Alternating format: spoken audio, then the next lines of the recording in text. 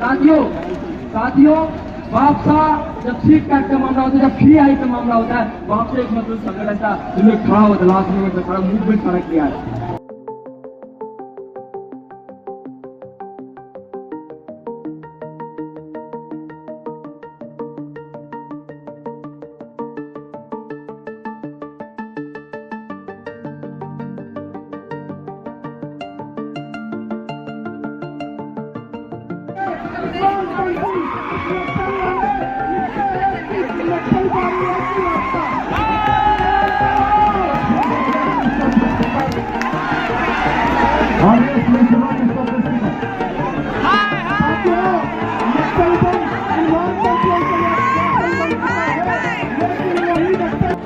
साथियों, मेरा नाम धनंजय है और मैं आइस्ता की तरफ से लेफ्ट यूनाइटेड पैनल की तरफ से अध्यक्ष पद का उम्मीदवार आप सभी को जय भीम लाल सलाम पेश करता हूँ। आज कैंपस में 4 साल बाद इस 2024 के बसंत के महीने में चुनाव होने जा रहा है।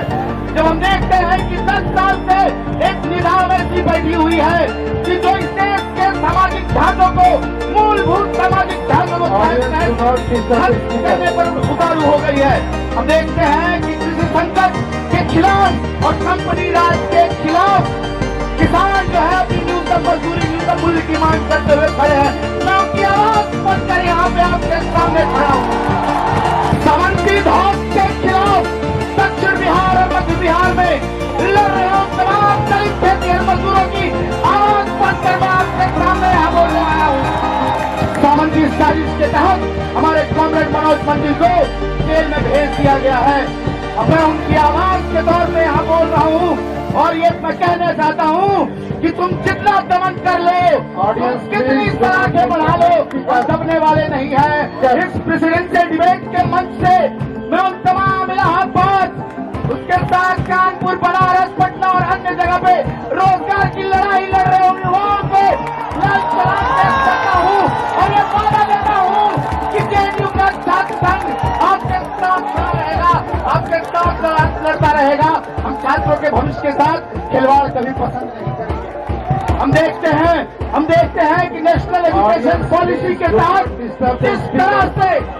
तरह से छोटे शहरों में, गांव में, देहातों में स्कूल को बंद करने की कवायद चल रही है। श्रमिक सरकार है जो आजादी के बाद ऐसी पहली सरकार है जो स्कूल खोलने नहीं, हायर एजुकेशन फाइनेंसिंग एजेंसी के नाम पे सेंट्रल यूनिवर्सिटी को कर्ज के बोझ के तले दबा देने वाली ये सरकार है। हम देखते हैं कि किस तरह शिक्षा के मूलभूत अवधारणा को एक खत्म कर देना चाहती है, मानव जैसे फेलोशिप को खत्म कर देना चाहती है, कर दी है। और इसके साथ रिसर्च में फंड कट, फीस कट, इससे क्या है, यह शिक्षा के मूलभूत अवधारणा पर हमला है और उसके खिलाफ मैं यहाँ पे खड़ा हूँ। हम इसके साथ देखते हैं कि फॉरेन की यूनिवर्सिटी को बढ़ावा दिया जा रहा है। कहा जाता है कि आइए जमीन लीजिए और लाखों की फीस उठाइए। हम शिक्षा को बाजार में नहीं होने देंगे, हम शिक्षा को दुकान में नहीं लगने देंगे। और यहाँ से मैं कहना चाहता हूँ कि तमाम वंचितों के लिए विश्वविद्यालय के दरवाजे खुले रहेंगे। इस बात का पैरोकारी करने के लिए मैं यहाँ पे खड़ा हूँ। हम देखते हैं कि शिक्षा में, रोजगार में जिस तरह से आरक्षण को खत्म कर दिया जा रहा है। हम देखते हैं कि एक सामंतवादी, एक ब्राह्मणवादी, एक मनुवादी तबका जो चाहता है कि समाज का एक हिस्सा उनके जूते के नीचे रहे और उनको मजा आता है, तो उनके मजा को किरकिरा करने के लिए मैं यहाँ पे आया हूँ। भगत सिंह, अशफाकुल्लाह खान, राम प्रसाद बिस्मिल, डॉक्टर बाबा साहब भीमराव अम्बेडकर, महात्मा गांधी के देश में माफी मांगने वाले और अंग्रेजों की सरकार करने वाले पूर्वजों की पैरोकार की सरकार इस देश में सीए लेके आती है, जो कहती है कि धर्म के नाम पर नागरिकता मिलेगी। हम बता देना चाहते हैं, तो हम मानते हैं जिसमें लिखा है ये देश धर्मनिरपेक्ष है और रहेगा।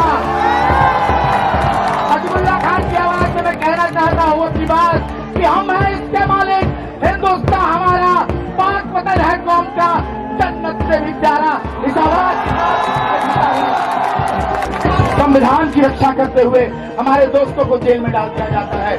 हम देखते हैं कि किस तरह से भीमा कोरेगांव में दलितों के आंदोलन को लड़ते हुए हमारे साथी को जेल में डाल दिया। उनकी रिहाई की मांग हम यहाँ से करने आए हैं। शर्जील इमाम, उमर खलीद, मिरान हैदर, सबकी रिहाई की मांग हम यहाँ से करने आए हैं। जब इस कैंपस में चुनाव हो रहा है, जेएनयू में चुनाव हो रहा है, जेएनयू जाता है पूरी दुनिया में अपने एकेडमिक एक्सीलेंस की वजह से, दुनिया में जाता है इंक्लूसिव नेचर की वजह से, टिबेट डिफेंस की वजह से। लेकिन आज ये जो सत्तासीन सरकार है वो बदनाम करने की कोशिश कर रही है। चुभता है इसे कि गरीब का बच्चा इतनी बेहतर पढ़ाई कैसे कर रहा है। कहा जाता है कि जेएनयू के छात्रों को सड़क पर खड़े करके गोली मार देना चाहिए। और किसको गोली मारते हैं आप? कल के रोज कल तसव्वुर कीजिए, हम और आप में से कोई नॉर्थ गेट के बाहर निकले और कोई सरफिरा अगर गोली मार दे तो उसका जवाबदेही कौन होगा? ये सरकार से एक सवाल है हमारे। इतने जानते कि जिस तरह से बात के बढ़ावा दे रहे हैं और देखिए कि ये चुनाव भी लड़ रहे हैं, वोट भी मांगता है। खैर ये जेएनयू की डेमोक्रेसी है कि जो ऐसे लोगों को भी चुनाव लड़ने का मौका देती है। मारपीट से सिर्फ हमारा खून नहीं बहता है। झारखंड में, बिहार में, तेलंगाना में, राजस्थान में, किसी गांव में वहाँ के लड़कियां लड़कियों का सपना भी मारपीट से मर जाता है। इसकी बात नहीं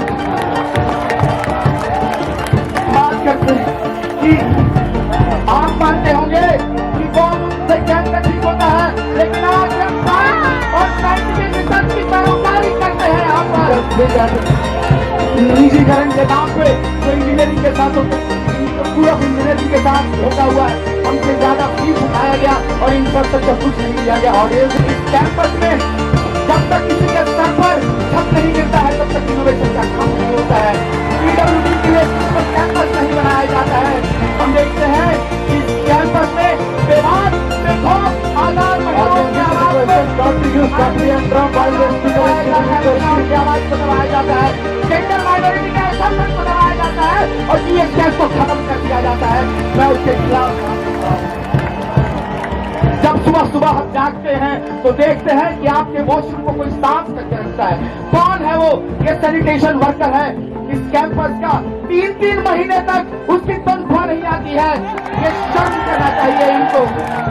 इसी कैंपस के 400 कर्मचारी जो दिन रात हमारे साथ मिलकर इस कैंपस को चलाने के लिए अपना खून पसीना बहाते हैं, उनको कभी भी किसी वक्त भी निकाल देने की साजिश यहाँ पे चल रही है। उसके खिलाफ में और ये हमला ऐसा नहीं है। अरे साफ हम लोग के सामने हमें खड़ा बखूबी होने आता है, हम खड़ा हो सकते हैं। 1996 में भी जब फी हाइक हो रहा था, नियोलिबरलिज्म का, नवउदारवाद का इसको लैब बनाया जा रहा था, तब उस समय कांग्रेस चंदू की नेतृत्व में फी हाइक को रोका गया था। और एक मजेदार बात बताता हूं आपको, जब एक फी हाइक हो रहा था, एड ब्लॉक पे प्रदर्शन चल रहा था, एबीवीपी के लोग अंताक्षरी का प्रोग्राम करवा रहे हैं। हम देखते हैं 2019 में उसी रवायत को फिर से लागू होता है और एक लड़ाई लड़ी जाती है फिर से फी हाइक के खिलाफ। पहली सफ में आप खड़ा होते हैं, नॉट एन इंच बैक का नारा देते हैं और फी हाइक को दूर भगाते हैं और एबीवीपी के लोग प्रशासन की गोद में झूला झूल रहे होते हैं। इस कैंपस में जो रिक्रूटमेंट हो रहा है, बात हो जाता है पैसे का और पर्चे का। वहाँ पे लोग मसल पावर पे बिलीव करते हैं और यहाँ पे हम लोग डायलॉग के ऊपर ज़्यादा इन्फोर्समेंट देते हैं। लेफ्ट ट्रेड यूनियन है जो फिलिस्तीन के पक्ष में आवाज बुलंद करता है, जो मणिपुर के पक्ष में आवाज बुलंद करता है, जो कश्मीर के लोगों को बिना बताए उनसे स्वतंत्रता छीन लिया जाता है, तब आवाज बुलंद करता है। और कमाल की देखिए आज की बात है कि लद्दाख के लोग अपना संघर्ष कर रहे हैं। देश की सरकार, बेशक सरकार उनसे बात भी नहीं कर रही है। आप जानते हैं कि सामुदायिकता का जारी होना जा रहा है पूरे देश में, जहाँ पे नफरती उन्माद फैलाया जा रहा है। आप देख लीजिए मुजफ्फरनगर से लेकर आसाम तक, उनके साथ दिल्ली तक जिस तरह के दंगे, जिस तरह की आग लगाई गई है, मुसलमानों का संविधान हुआ है उसके खिलाफ हम खड़े हैं। हर देश से लेकर धारावी तक जिस तरह के ऐलान को पेश किया गया है उसके खिलाफ हम यहाँ पे खड़े होकर आए। ये हमारी रवायत है, ये हमारी लड़ाई है, इसको हम लेकर चलते हैं।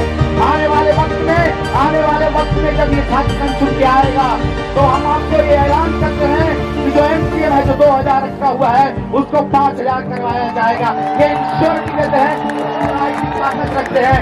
नॉन नेट फेलोशिप जो 5000 से 8000 के बीच में अटका पड़ा है उसको 20,000 तक करवाने की हम लड़ाई लड़ेंगे कि बेहतर रिसर्च हो सके, बेहतर पढ़ाई हो सके, इस कैंपस में साइंटिफिक टेम्परामेंट को बढ़ावा मिले, इस कैंपस में साइंस को बढ़ावा मिले, इसके लिए बेहतर फैसिलिटी हो, इसके लिए बेहतर लैब हो, इसके लिए बेहतर रीडिंग रूम हो, इसकी इंश्योरिटी करवाते रहे हम। इसके साथ इस कैंपस में एक प्लेसमेंट सेल, बेहतर प्लेसमेंट सेल रहे, इसकी नुमाइंदगी करते हैं हम। इस कैंपस में फिर से GS कैश को रिस्टेट करने की बात करते हैं हम। क्यूरोफोबिया और होमोफोबिया को बर्दाश्त नहीं किया जाएगा इस कैंपस में। नए हॉस्टल की जिन हालत को बेहतर करने की, नया नवेला बराक हॉस्टल की खुलवाने की लड़ाई और पुरजोर होगी और लड़ा जाएगा, इसको तुरंत से तुरंत खुलवाया जाएगा। इसके साथ पानी की किल्लत जो है उसके लिए लड़ाई लड़ी जाएगी। हेल्थ की सुविधा है जो एकदम नदारद है उसके लिए लड़ाई यहाँ पे लड़ने की जरूरत है।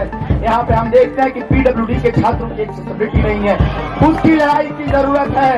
तो आने वाले 22 तारीख को एक संघर्षकारी यूनियन को चुनिएगा। आपसे कहना चाहते हैं ये JNU है और हम इस तरह के प्रगतिशील छात्र हैं जो हर समय लड़ने के लिए तैयार हैं। अपनी देशभक्त speaker please wind up your speech, your time is over.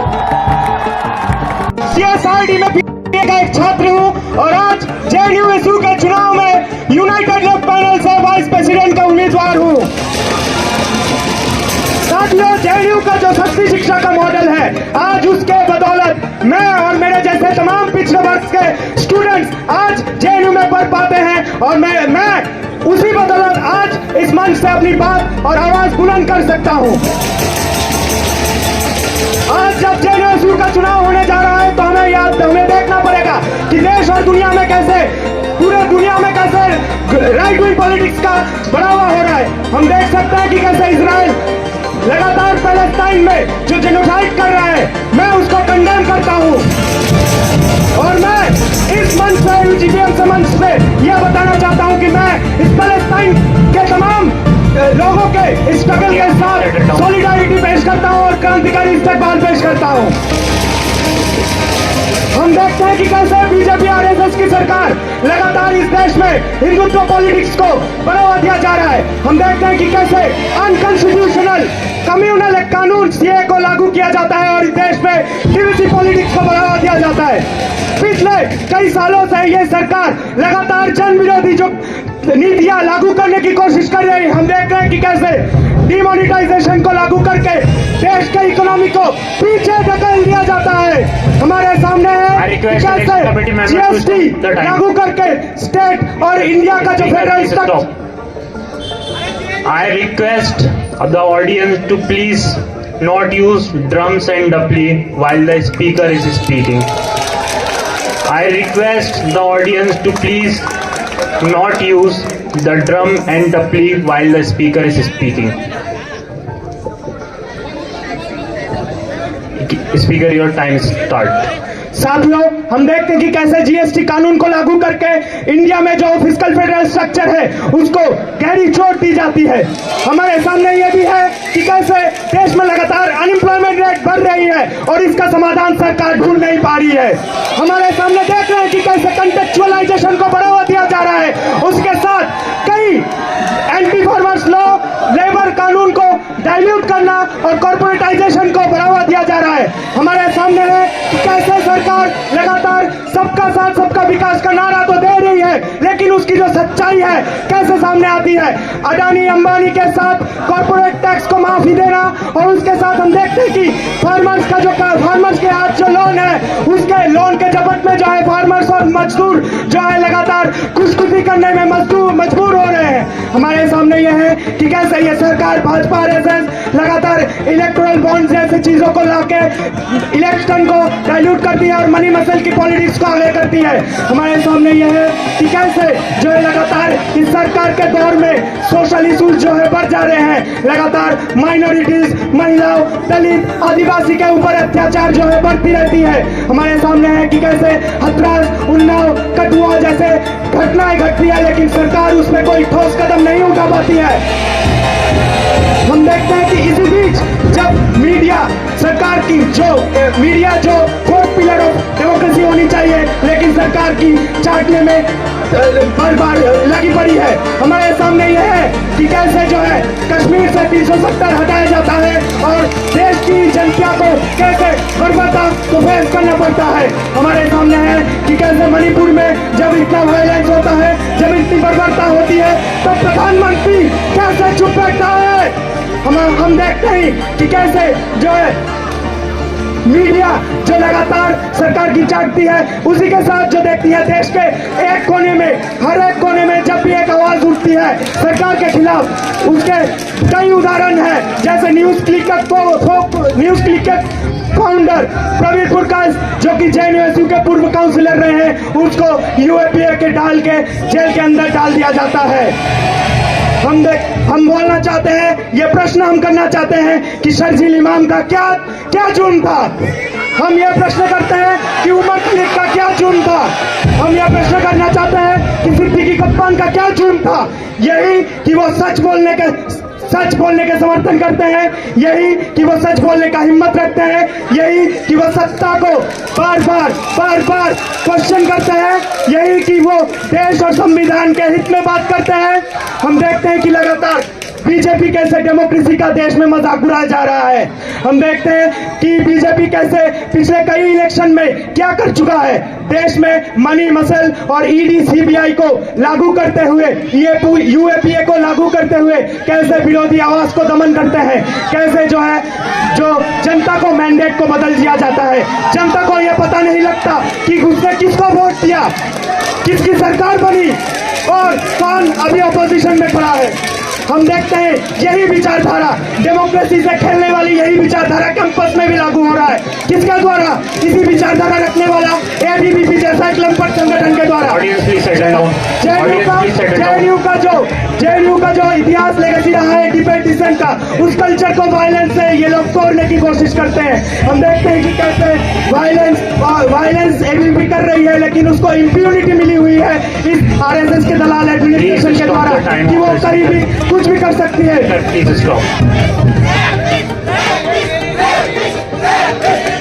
Audience, please settle down. Let the speaker speak. Audience, please settle down. Let the speaker speak.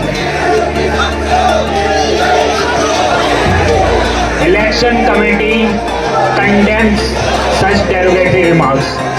I repeat, election committee condemns such derogatory remarks.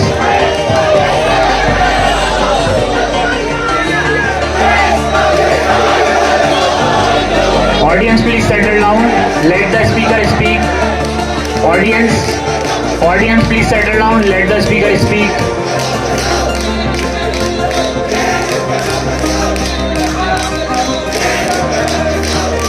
Audience, please settle down. Let the speaker speak. Speaker, your time begin now. हम देखते हैं कि कैसे ABVP के violence के चलते इसी campus का एक छात्र नजीब को क्या वायलेंस फेस करनी पड़ती है। उसको मुस्लिम आइडेंटिटी की वजह से उसको एबीवीपी मारती है, पीटती है और इस कैंपस के गायब कर देती है। और यही जेएनयू का आरएसएस का दलाल एडमिनिस्ट्रेशन और सरकार कोई भी ठोस एक्शन नहीं लेती। हमारे सामने है कि कैसे इस कैंपस में जब से बीजेपी आरएसएस का सरकार आया है, जेएनयू की आवाज को दबाने के लिए, उसको मेलाइन करने के लिए ये सरकार लगातार कोशिश करती है। एंटी नेशनल का, देशद्रोही का बात करती है और कश्मीर फाइल जैसे गलत फिल्में बनाती है और जेएनयू के आवाज को दमन करती है, लेकिन हर बार जेएनयू का स्टूडेंट इसके बीच खड़ा हुआ है और एक साथ खड़ा होकर बोलता है फाइट बैक जेएनयू। हम देखते हैं एजुकेशन सेक्टर में क्या हाल बना के रख चुका है यह सरकार। हम देखते हैं फी को बढ़ावा देना, सीट कट, फंड कट, उसके साथ कई scholarship OBC SC ST minorities का स्कॉलरशिप मानव को हटा देना, और यही वो पॉलिसी है जो माइनॉरिटीज को और पिछड़े को शिक्षा से वंचित करती है। हमारे सामने यह है कि एबीवीपी इसी बीच जो है गवर्नमेंट को सपोर्ट करने में खड़ी होती है। मैं एबीवीपी से सवाल पूछता हूं, जब वो नारा देता है कि बजट का हिस्सा 10 हो, लेकिन वो कब सवाल पूछा किस सरकार से, जबकि सरकार में वही लोग बैठे हैं। हम कैंपस के इश्यूज से बात करते हैं, कैंपस के जो असली मुद्दे हैं उससे ये एबीवीपी के दल भागते हैं। कैंपस का मुद्दा है कि इंफ्रास्ट्रक्चर में लगातार गिरावट होती है, लैब साइंस के लैब्स में लगातार गिरावट होती है, फंड कट होता है, लाइब्रेरी में जो भी जर्नल है उसका एक्सेस नहीं मिलता। हमारे सामने है जो रास्ते खराब बैठे हैं, जो भी चीज होती है कि सरकार एडमिन वीसी सब उनके हैं, लेकिन कोई भी एक्शन नहीं लेता, कोई भी फंड नहीं लेता। हमारे सामने है कि कैसे लेफ्ट का ये स्ट्रगल रहा है जीएसके जैसी एक बॉडी को कैंपस में लाने का, और ये स्ट्रगल हमको याद करना होगा, क्योंकि आज हम देखते हैं कि कैसे कैंपस में लगातार सेक्सुअल हैरेसमेंट के केसेस बढ़ रहे हैं। तो हमें याद करना पड़ेगा कि यही एडमिनिस्ट्रेशन 2017 में कैसे ये ऐसी बॉडी को डिसमेंटल करती है, और एक ऐसा आदमी अतुल जौहरी जो कि इस कैंपस में सेक्सुअल हैरेसमेंट के केसेस के चार्जेस लेकर घूमता है, और यही दलाल एडमिनिस्ट्रेशन उसको शील्ड करता है। हम इसका कंडेम करते हैं और ये लड़ाई हम जारी रखेंगे, क्योंकि मैं ये बात कहना चाहता हूँ कि आज जो ये 4 साल बाद इलेक्शन हो रहा है, इस इलेक्शन को यादगार बनाइए।